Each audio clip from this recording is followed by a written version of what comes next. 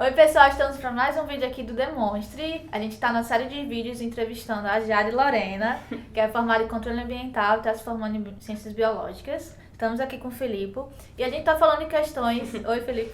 Estamos falando de questões relacionadas ao saneamento ambiental, qualidade da água e tudo mais que tem envolvimento com esses temas. E agora a gente vai falar um pouquinho de mitos e verdades relacionados a esse universo, né Jade? Pode puxar primeiro. Okay. Exatamente, são vários mitos e vocês vão acompanhando. A gente vai dar um tempinho para vocês pensarem se é verdade ou não e daí imediatamente responde.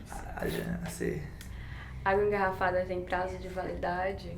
Então, água engarrafada tem prazo de validade. Mano, no supermercado tem, né? Na garrafinha tem. Na garrafinha tem. É porque, tipo assim, as empresas que comercializam água, elas têm que fazer periodicamente análises de água para testar que as águas continuam oferecendo o padrão de potabilidade, que ela é potável, né? Que ela pode ser consumida. Aí, elas só podem garantir isso em determinada faixa de tempo, por isso que tem que ter o prazo de validade. E a água parada, né, a água no garrafão, ela começa a sofrer interferência do meio. Então ela não vai ser a mesma água. É porque ela não está isolada realmente, né? Não existe, ela não está vedada completamente. Vai estar exposta ao sol, tem a questão do plástico que está interagindo ali, liberando substâncias químicas. Tanto que eu já vi que saiu na mídia um tempo atrás que você não deve deixar a garrafinha de água exposta à luz do sol. E se você usar uma vez, não é bom reutilizar aquela garrafinha, né? Isso. É mesmo? O plástico, ele nem é recomendável que você use copo descartável. O plástico, quando ele é exposto ao sol, ele começa a soltar substâncias tóxicas. Aí faz mal à nossa saúde. É sempre bom que você, sempre use outros Eu tipos de vi, eu vi assim, eu percebi que tem voltado as garrafinhas de vidro no processo dessas marcas de água mais chiques, assim. Ontem eu fui comprar uma garrafa d'água dessas e eu tinha duas opções no teatro que a gente foi. Ou eu comprava uma de plástico a R$7 a garrafinha d'água, ou eu comprava de vidro a R$12. Eu não comprei nenhuma. Mas assim, tem todo esse padrão. E daí uma coisa que eu me perguntei, tem nada a ver até, mas o vidro não é mais poluente que o plástico ali? Não, Na produção do recipiente? Não, ele pode ser reutilizado. E Sim, ele por não, ser reutilizado. Ele é reutilizado. E não interfere tanto no nosso ecossistema, assim. O impacto que o plástico tem é gigante. Na Netflix, por exemplo, se for lá pesquisar assim, plástico, vai aparecer um documentário gigante lá sobre plástico no oceano. Tem um oceano gigante de plástico, sabe? A gente tá bebendo plástico, microplástico, né? Que eu já vi isso esse ano. A gente tá ingerindo plástico nos peixes que a gente come. Isso. Então temos plástico no nosso organismo. E não é o problema ter o plástico, só ter o problema de ter o plástico em si. São as substâncias que ele solta e que causam doenças na gente. Vocês querem um negócio? E o vidro, ele é o que? Sílica. Ele é uma coisa que realmente tem pouca interação com outras substâncias. Então ele não vai degradar e gerar substâncias prejudiciais à saúde. É só a questão dele ser um resíduo mesmo. E o legal é que ele pode ser reutilizado. Então é muito mais saudável. O plástico é tão tenso, assim.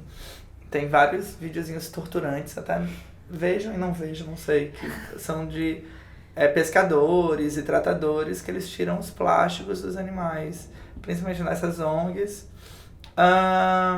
Mas a gente acompanha vários casos de educação. Em um dos casos que chegou, uma prefeitura X, não tem por que dizer, tava dando sacolés de bate-guti. Em vez de colocar no copinho, tava dando. O que as crianças do ensino infantil Fundamental 1 estavam fazendo? Fundamental 1, na verdade, estavam fazendo? Ela tava mordendo a pontinha para coisa e daí acabavam ingerindo o plásticozinho só nesse abrir o negócio. Então, acaba sendo um processo que afeta o humano mesmo. Sim, exatamente. O problema da questão da poluição e do meio ambiente é que as pessoas veem como algo distante. Algo que acontece longe dele, não tá no dia a dia dele. Até a questão do saneamento básico em si, que é muito invisível, né, pra gente.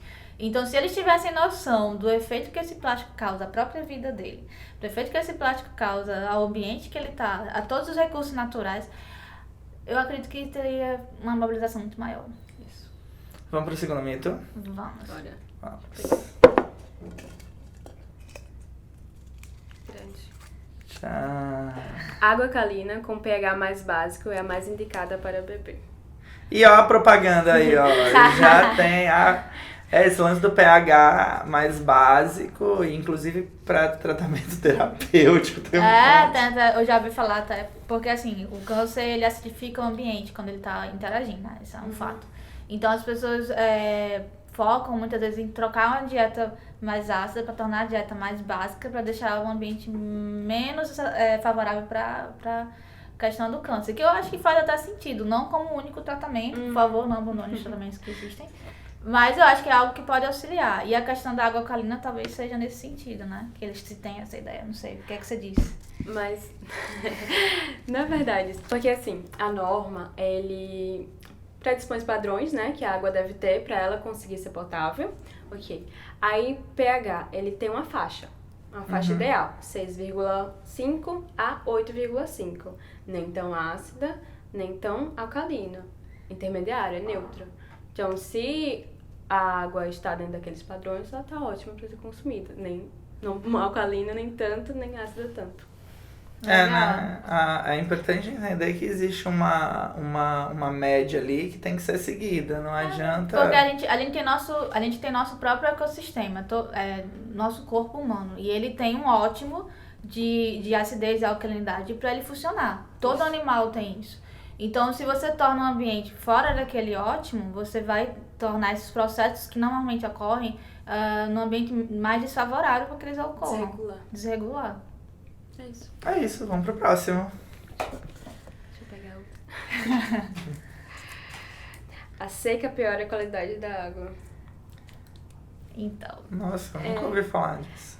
Tipo assim, em São Paulo, um dia desses, foi mais, assim, alarmante. Não tava chovendo muito e os reservatórios secaram e estavam vendendo água mineral muito caro.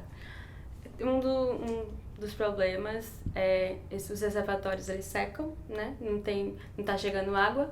E os rios, os corpos d'água, as lagoas, eles continuam recebendo poluentes, etc. Só que não tá vindo água da chuva. Então ele tá recebendo mais carga poluente do que água e não tá diluindo. Então afeta a qualidade da água. Basicamente isso. A água fica com mais concentrados de poluentes, né? Que é o que o Jade falou. E isso torna até mais difícil de tratar depois, né? E a qualidade final. Tanto das pessoas que vão receber água tratada, lógico que ele vai ter que ter uma carga, talvez, de tratamento maior, de produtos químicos, como das pessoas que usam água diretamente desses corpos, né? Porque existem as pessoas que não usam água encanada.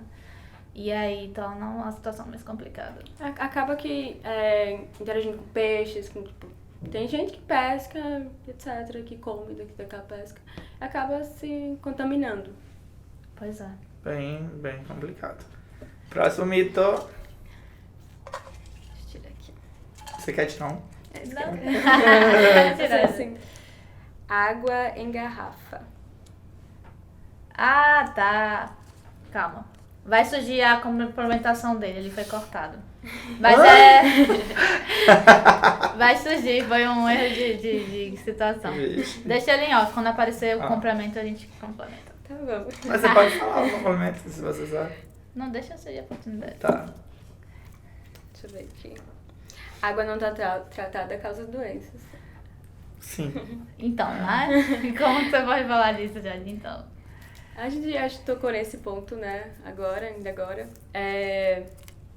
E é aquilo, se você não tem uma água que condiz com os parâmetros que ela precisa ter para ser consumida, ela vai acarretar problemas.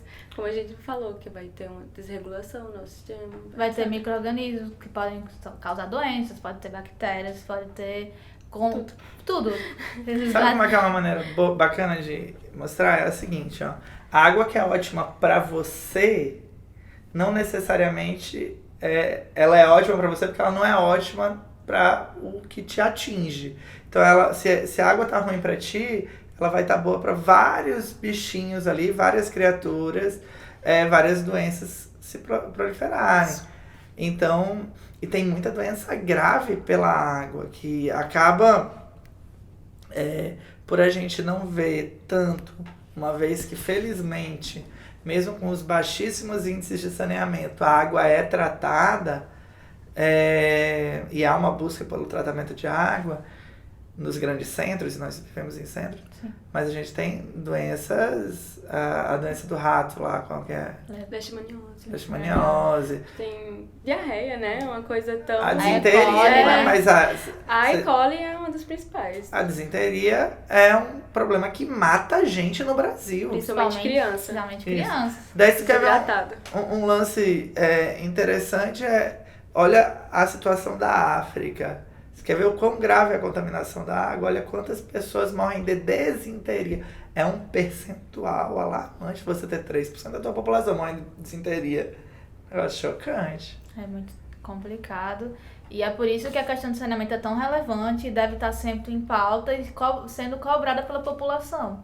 Porque se você não tem um saneamento ok nessa cidade, você vai ter essas consequências que a gente está falando aqui. Doenças, a questão de você ter mortandade dessas crianças que estão em situação de vulnerabilidade. Hoje é um dia. Que estão andando de pé no chão, que estão em situações realmente de periferia, que não tem a estrutura básica e estão tendo acesso a uma água contaminada. Então, assim, é a questão de saúde pública, realmente. Vamos pro nosso penúltimo mito. Vamos. Deixa eu pegar aqui. Obrigada. Não se deve jogar óleo de cozinha na pia. É isso. Esse já foi esclarecido, né? Não se deve, então. O porquê que não se deve? Óleo contamina, né, a água. Uma gota de água, se eu não me engano, contamina De óleo? 3 metros cúbicos de água. Sério? Aham. E 3 metros cúbicos é coisa pra caramba. É muito. É uma gota. Quando eu soube isso, eu fiquei chocada. E viabiliza aquela água para consumo. Não. Calma. Se ela for tratada corretamente, só que dificulta muito o tratamento, né? É uma coisa que pode ser evitada e não tem pra que acontecer, né? E há vários lugares que, tipo, você tem seu óleo de cozinha, você guarda, você pode dar para as pessoas. Tem como fazer sabão de óleo, né? Então, não tem pra que jogar óleo na pia. A gente acaba jogando por estar lá sujo, mas não é o ideal. E pode estar realmente dificultando, como a Jade falou, o tratamento da água e não tem necessidade de você jogar isso no solo. Além de entupir, né, os canos, pra ficar mais sólido. É porque pra população é bem ralado. Por exemplo, se você faz uma fritura, aquele teu prato tem óleo, daí tu vai lavar ele com água corrente, sabão, isso é normal que as pessoas fazem. E daí, pronto, tu tá jogando óleo ali, né? Eu acho que é mais, tipo, assim, gente usam geralmente uma grande quantidade de óleo. Eu acho que que a gente polui normalmente o meio ambiente. Eu acho que é a quantidade de poluição, entendeu?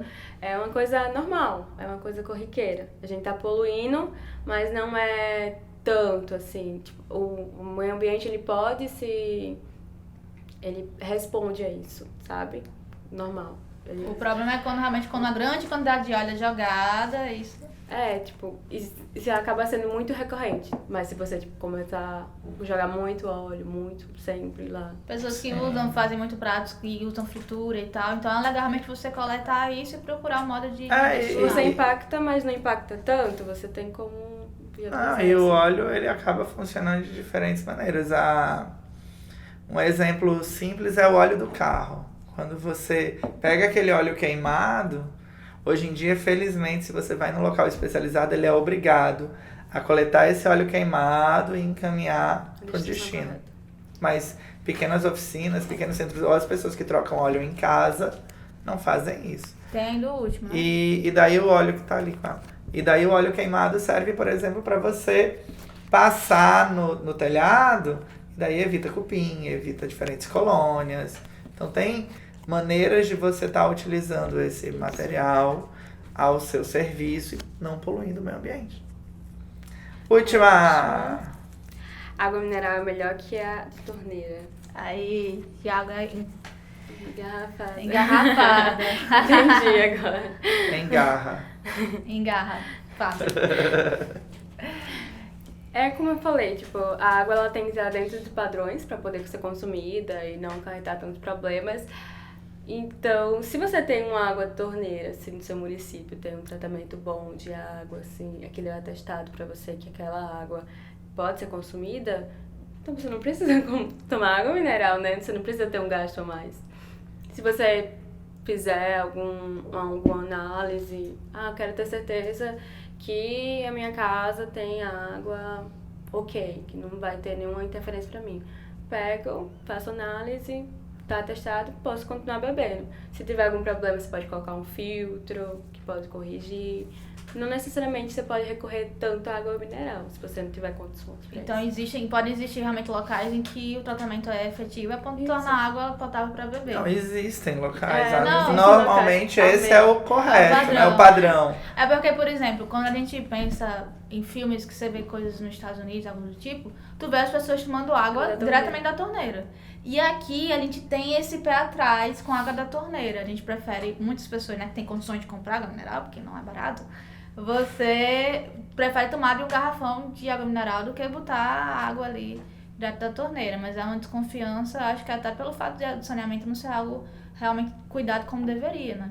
Sim, as Não é que pessoas não se olham com tenha muita tratamento, suspeita, né? As pessoas têm suspeita. Mas coloca um filtro e tá valendo, né? E podem cobrar do próprio, no caso aqui, podem cobrar da KR, né? Porque ela é obrigada a ficar fazendo análise.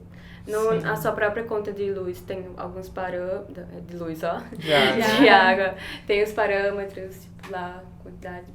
Você não vai entender aquilo, né? Mas você pode ligar, perguntar. É muito mais uma questão de você manter a higiene da tua própria caixa d'água, do teu próprio encanamento ser novinho, tratado, cuidado. Isso que é importante. Agora, a água que vem, teoricamente é pra vir. Até porque ela tá corrente, ela corre muito rápida nos canos. Os canos têm uma pressão enorme. Isso, a vazão. Então, uma condição de segurança. E isso que você falou é importante, você manter seu encanamento saudável, você vê que ele tá enferrujado, que ele tá precisando trocar, você trocar. A questão da caixa d'água é importantíssima. Muito. Eu lembro que uma vez a gente entrou na caixa d'água e tinha tipo um lagarto, essas lagartixas mortas dentro. Então assim, você tem que estar periodicamente olhando se tá tudo manutenção de caixa d'água é 2 meses e meio, e a população não sabe disso. 2 meses e meio tu tem que fazer essa manutenção.